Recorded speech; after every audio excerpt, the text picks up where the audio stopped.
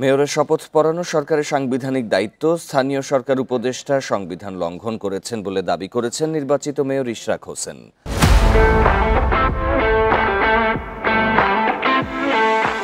সকালে নগর ভবনের সামনে এসব তথ্য জানান তিনি। এ সময় ইশরাক হোসেন বলেন, গণতান্ত্রিক উপায়ে শান্তিপূর্ণ অবস্থান চলবে। এখন আর আন্দোলন থামানোর কোনো সুযোগ নেই। বিরতিহীনভাবে অবস্থান কর্মসূচি চলবে, এটাই জনগণের দাবি। নগর ভবনের দৈনন্দিন সেবা নিজেদের তত্ত্বাবধানে চালু করা হবে বলেও জানান ইশরাক হোসেন। পরে তিনি দ্রুত সময়ের মধ্যে বিষয়টি নিষ্পত্তির আহ্বান জানান। এর আগে সকাল 10টার দিকে নগর ভবনের সামনে জড়ো হন তার সমর্থকরা। এ সময় মেয়র ইশরাক হোসেনকে দায়িত্ব বুঝিয়ে দেওয়ার দাবি জানান। যে আমার শপথ গ্রহণ অনুষ্ঠান ভবিষ্যতে তারাই আইনি জটিলতায় পড়বে এবং তাদের শপথ, এই বর্তমান যে স্থানীয় সরকার উপদেষ্টা, তিনি যে শপথ ভঙ্গ করেছেন, তিনি সংবিধানকে লঙ্ঘন করেছেন। যেই শপথ নিয়ে তিনি উপদেষ্টা হয়ে গাড়িতে পতাকা লাগিয়ে ঘুরে বেড়াচ্ছেন, সেই সংবিধানকে তিনি লঙ্ঘন করেছেন। আরও জানাতে এবার যোগ দিচ্ছেন সহকর্মী বনি ইবনে কামাল।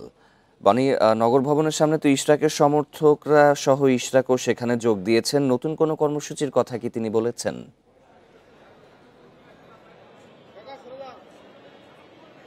শাফাত, আজকে কিন্তু মূলত এই যে অবস্থান কর্মসূচি, সেই অবস্থান কর্মসূচির মূল উদ্দেশ্য কিন্তু ছিল নতুন কর্মসূচি ঘোষণা করা। এবং সেই যে অবস্থান কর্মসূচির প্রেক্ষিতে আমরা কিন্তু দেখতে পারি বেলা 11টার কিছু পরপরই যিনি আদালত থেকে রায় পেয়েছেন মেয়র হওয়ার জন্য এবং ইসি থেকে গেজেট প্রকাশ হয়েছে, ইশরাক হোসেন, সেই ইশরাক হোসেন কিন্তু এখানে আসেন এবং ইশরাক হোসেন নেতাকর্মীদের উদ্দেশ্যে বক্তব্য রাখেন। তখন কিন্তু তিনি আসলে নেতাকর্মীদের এই টানা আন্দোলন চালিয়ে যাওয়ার জন্য ধন্যবাদ জানান, কৃতজ্ঞতা প্রকাশ করেন। তার পরপরই তিনি তার বক্তব্য শুরু করেন। তার বক্তব্যের শুরুর দিকে তিনি আসলে এই যে সিটি কর্পোরেশনের যে আইনটি, সিটি কর্পোরেশনের যে অবস্থান, সেই অবস্থান তুলে ধরেন এবং আদালতের যে রায়, সেই রায় বাস্তবায়ন না করার জন্য ক্ষোভ প্রকাশ করেন। তখন কিন্তু তিনি বলেন যে আসলে আদালত থেকে রায় হওয়ার পরে এমনকি যে নির্বাচন কমিশন, সেখান থেকেও গেজেট হওয়ার পরও যখন তার শপথ করানো হচ্ছে না, সেই ক্ষেত্রে তার শপথ আয়োজন করছে না, সেটা কিন্তু আসলে সাংবিধানিক দায়িত্ব লঙ্ঘন করছে না। সরকারের যে সাংবিধানিক দায়িত্ব আছে সেটি লঙ্ঘিত হচ্ছে এবং স্থানীয় সরকার উপদেষ্টা সংবিধান লঙ্ঘন করছে বলে তিনি মন্তব্য করেন। পাশাপাশি খুব সম্প্রতি এই যে দক্ষিণ সিটি কর্পোরেশনের মেয়র হওয়ার যে মেয়রের যে শপথ, সেই শপথ ইস্যুতে আইন উপদেষ্টার কিছু মন্তব্য রয়েছে, সেই মন্তব্যগুলো নিয়েও তিনি সমালোচনা করেন এবং বলেন যে আইন উপদেষ্টা আসিফ নজরুলের কথায় আসলে সুস্পষ্ট যে সরকার তাকে শপথ করাতে চায় না, সেই বিষয়ে কিন্তু তিনি মন্তব্য করেছেন। এই ক্ষেত্রে এই যে টানা প্রায় 1 মাসেরও বেশি সময় ধরে এই আন্দোলন চলমান এবং ঈদের ছুটি সব মিলে কিন্তু প্রায় 1 মাসের মতো এই নগর ভবন একেবারে স্থবির হয়ে রয়েছে, সেই বিষয়েও তিনি কথা বলেন এবং এর ফলে যে জনগণের ভোগান্তি হচ্ছে সেই বিষয়টিও তিনি তুলে ধরেন এবং তিনি বলেন যে আসলে তিনি জনগণের ভোগান্তি চান না। তবে এটাও ঠিক, জনগণের যে দাবি তাকে মেয়র হিসেবে শপথ করানো, সেই দাবি যেন পূরণ হয় এবং সেই দাবি পূরণ হওয়ার আগ পর্যন্ত বিরতিহীনভাবে তাদের এই অবস্থান কর্মসূচি চলবে।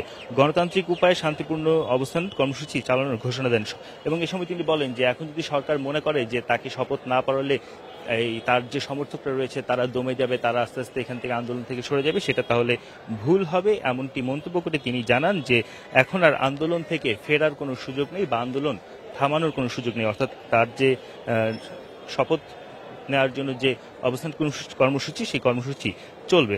তবে এই যে সিটি কর্পোরেশনের যে নিত্যনৈমিত্তিক বা দৈনন্দিন যে কাজ, সেই কাজগুলো আটকে থাকার ফলে জনগণের যে ভোগান্তি হচ্ছে, সেই বিষয়টি তিনি বারবারই তুলে ধরেন এবং সে কারণে তিনি বলছেন যে তিনি একটি নতুন কোনো ব্যবস্থা চালু করতে চান, যে ব্যবস্থার মাধ্যমে তার অধীনে দৈনন্দিন যে সেবাগুলো রয়েছে, বিশেষ করে জন্ম নিবন্ধনের মতো যে সেবাগুলো রয়েছে, সেই সেবাগুলো যেন জনগণ পায় সেটি নিশ্চিত করার জন্য তিনি কাজ করবেন এবং সেটি তিনি চালু করার জন্য উদ্যোগ নেবেন, এ কথাটি কিন্তু তিনি বলেছেন। পাশাপাশি এই যে শপথকে কেন্দ্র করে যে স্থবির অবস্থা, সেই স্থবির অবস্থা কাটাতে সরকারের প্রতি তিনি আহ্বান জানান যেন দ্রুত সময়ের মধ্যে বিষয়টি নিষ্পত্তি করতে সরকার উদ্যোগ নেয়। তিনি বলছিলেন যে আসলে সরকারের পক্ষ থেকে বিশেষ করে স্থানীয় সরকার উপদেষ্টা আসিফ মাহমুদ সজীব ভুঁইয়াকে মেনশন করে তিনি বলছেন যে তাদের পক্ষ থেকে যে ধরনের যুক্তি তুলে ধরা হচ্ছে শপথ না করানোর বিষয়ে, সেই সব যুক্তির আসলে কোনো গ্রাউন্ড ভ্যালু নেই, এরকম মন্তব্যও কিন্তু তিনি করছেন এবং তিনি বলছেন যে সরকারের যে সদিচ্ছার অভাব আছে, সেই বিষয়টি বারবার প্রতিফলিত হচ্ছে। অর্থাৎ